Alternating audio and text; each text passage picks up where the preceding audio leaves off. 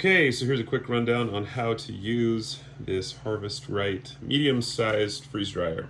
So the first thing you'll want to do, you want to check that this valve over here is open.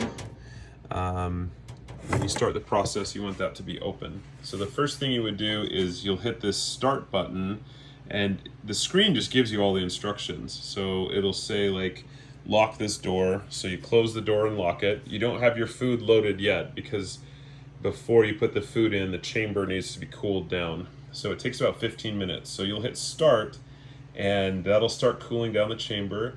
And once that time is up and it's cooled, the next thing it will say is like open the door and load the food. So the trays are on top here.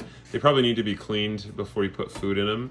I do have like silicone, depending on what food you use, but you don't have to use this. This would need to be cleaned as well, so I'll set that on the side. But you fill up your trays, the food. I would say, depending on what food you're freeze drying, go watch a YouTube video on how to prepare the food. Some of them have to be cut, thinly sliced, or people have different recommendations depending on the food. But you can probably just rinse these out, dry them out, and then put your food in here. The food shouldn't be really taller than the tray itself, depending on what you're doing. So get your food ready. After the 15 minutes, the cooling chamber should be cooled.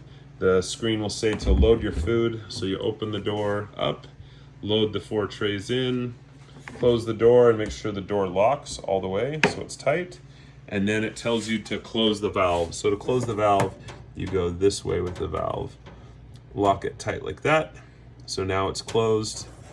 And once the food's loaded, door closed, it'll have the button that you hit for next, and then you're good to go.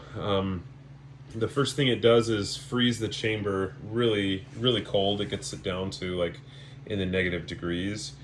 And once it gets down there, it'll start, the pump will turn on, and it's pretty noisy, and that will start sucking out the air. And then the screen readout will tell you like where it's at in process. It usually takes like 24 to 32 hours for it to freeze dry all the way. When it's done, it will tell you, and depending on, so what happens is once it's done, it will actually go into a cycle where it starts freezing everything again. So it can cool down the chamber again really cold.